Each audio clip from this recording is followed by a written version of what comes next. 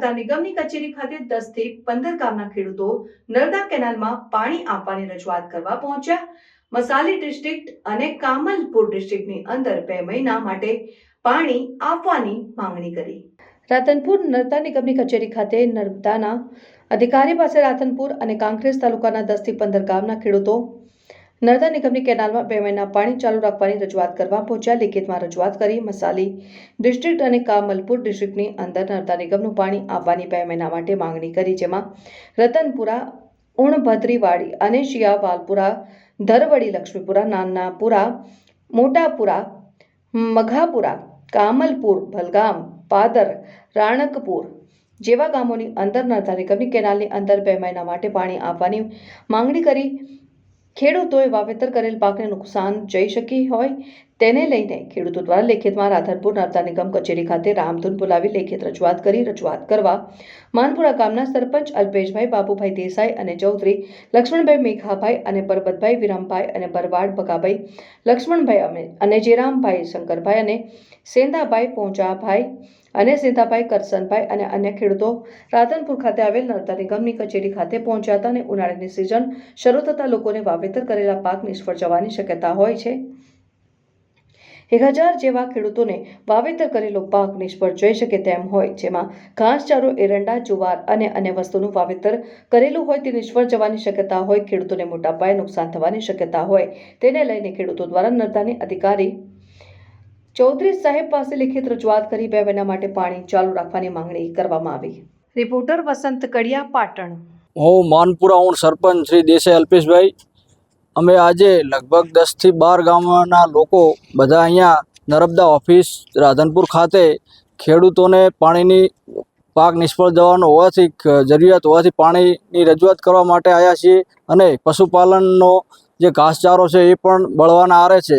એટલે દરેક ખેડૂતની એક માગણી છે કે 2 માસ માટે અમે લોકોને પાણી આપવામાં આવે તો અમારા ખેડૂતોનું ગુજરાન ચાલી શકે એમ છે. આ બાજુ અમારા ખેડૂતોને પશુપાલન અને ખેતી સિવાય બીજો કોઈ વ્યવસાય નથી.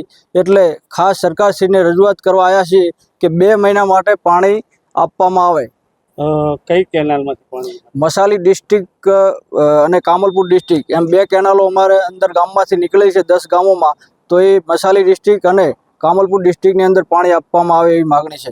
એ કેનાલ સાથે કયા કયા ગામો જોડાય? કેનાલ સાથે વાલપુરા, માનપુરા, રતનપુરા, કામલપુર, ધરવડી એમ મળી કુલ 12 ગામો છે. એમાં 2 જિલ્લાના ગામો અંદર જોડાયેલા છે, બનાસકાંઠા અને પાટણના. એમ કરીને કુલ 10 થી 12 ગામો અંદર જોડાયેલા છે. અંદાજિત કેટલા ખેડૂતોને પાણી? અંદાજિત ખેડૂતો લગભગ 6000 જેટલા ખેડૂતોને પાણીની જરૂરિયાત છે આ કેનાલ 2 કેનાલ ઉપર જ. કેવા પ્રકારનું વાવેતર કરેલું બગડી? હાલ એરંડાનું ખાસ વાવેતર બગડે છે અને પશુપાલન માટે ખાસ કરીને ઘાસચારો બહુ બગડે છે. હવે નિગમના નિયમો પ્રમાણે કેવું છે કે જે પણ કેનાલ નેટવર્ક ડિઝાઇન કર્યું છે એ રવિ સિઝન માટે ડિઝાઇન કર્યું છે. એટલે જનરલી નિગમની સૂચના હોય છે કે 15 માર્ચ આપણે કેનાલો બધી બંધ કરવાની હોય છે, જેથી જે સુધારાના કામગીરી કરવાની હોય, અમારે સ્ટ્રક્ચર બદલવાના કામ હોય કે બીજું ઓપરેશન મેન્ટેનન્સનું કામ હોય એ સમયસર થઈ શકે, એટલે આવનારી સિઝનમાં વ્યવસ્થિત પાણી ચાલી શકે. તો તેમ છતાં જો 15 દિવસ અમે એક્સટેન્ડ કર્યું અને 31 તારીખે કેનાલ બંધ કરાવી છે. હવે તેમ છતાં હવે ખેડૂતોની આ રજૂઆત છે કે એમને 2 માસ પાણીની જરૂર છે. 2 માસ તો બહુ ડિફિકલ્ટ છે, કેમ કે અમારે કેનાલને રિપેર કરાવવાની હોય છે, એટલે એના માટે પછી સમય નથી મળતો. એટલે રજૂઆત કરીએ અમે, જો શક્ય હોય તો 1 થી 2 અઠવાડિયા ચાલુ કરાવી શકીએ અમે કેનાલ. તો રજૂઆત કરશું ઉપર, જો નિગમ મંજૂરી આપે તો નિયમાનુસાર ચાલુ કરીશું કેનાલ. ઉનાળાની સિઝનમાં ખાસ પાણીની જરૂર, એવા સમયે પાણી બંધ કરવાનો વારંવાર નિર્ણય લેવામાં આવે છે.